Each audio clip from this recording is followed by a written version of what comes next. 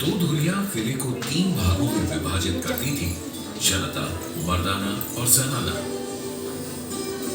रंग महल से होते हुए बाजारों के मध्य से बाहर चांदनी चौक की ओर जाती हुई पूर्वी पश्चिमी धुरी जनाने को मर्दाने से अलग करती थी।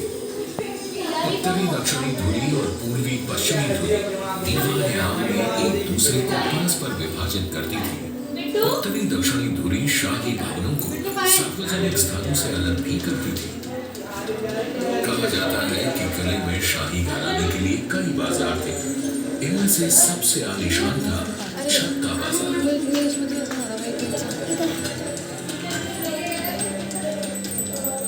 छत्ता बाजार से बाहर निकलते ही आंगन के परे किले का शासकीय प्रवेश द्वार यानी कि नौबत खाना था।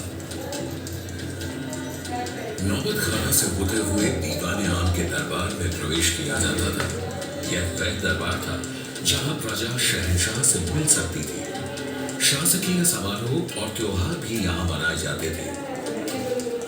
दीवाने आम से आगे किले के सभी हिस्सों में शाही परिवार के अलावा किसी का भी प्रवेश वर्जित था। बाग, प्रशासनिक भवन, निवास और मनोरंजन के कक्ष, इन सब में शाही घराने के ही लोग जा सकते थे। दीवाने आम के ठीक पीछे रंग महल था।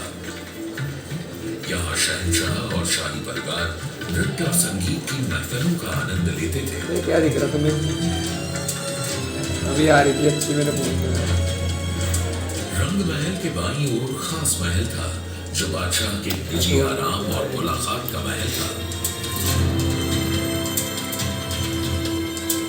इसके आगे दीवाने खास था। यहाँ शहंशाह अपने मंत्रियों से दरबार के मामलों पर परामर्श किया करते थे। और यही था हिंदुस्तान का प्रसिद्ध सिंहासन, तख्ते ताऊस। सिंहासन के छत्र पर दो मोर पक्षियों के बीच चढ़ा था दुनिया का सबसे नायाब हीरा और तख्ते ताऊस की शान कोहिनूर।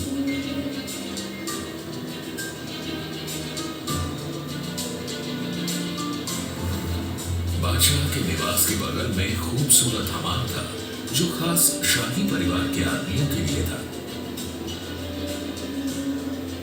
पूरे लाल किले के खूबसूरत भवनों में और साथ ही हयात बख्श बाग, मेहताब बाग, सावन भादो और मुमताज महल में यमुना का बेहतरीन पानी नहरे बहिश्त या स्वर्ग की धारा में बहता था।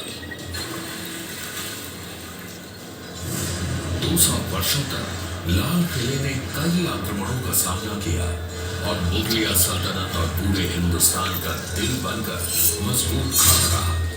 लेकिन 1857 में अंग्रेजों ने आजादी की पहली लड़ाई के जवाब में किले पर धावा बोल दिया। किले की लगभग 80% इमारतों को नष्ट कर दिया गया और उनकी जगह ले ली अंग्रेजों की बैरकों ने।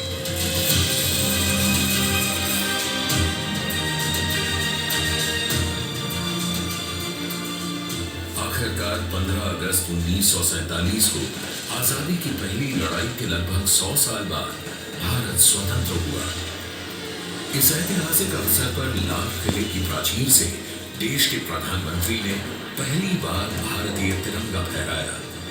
तब से आज तक हमारे देश की एकता का प्रतीक बनकर यह लाल किला गर्व से खड़ा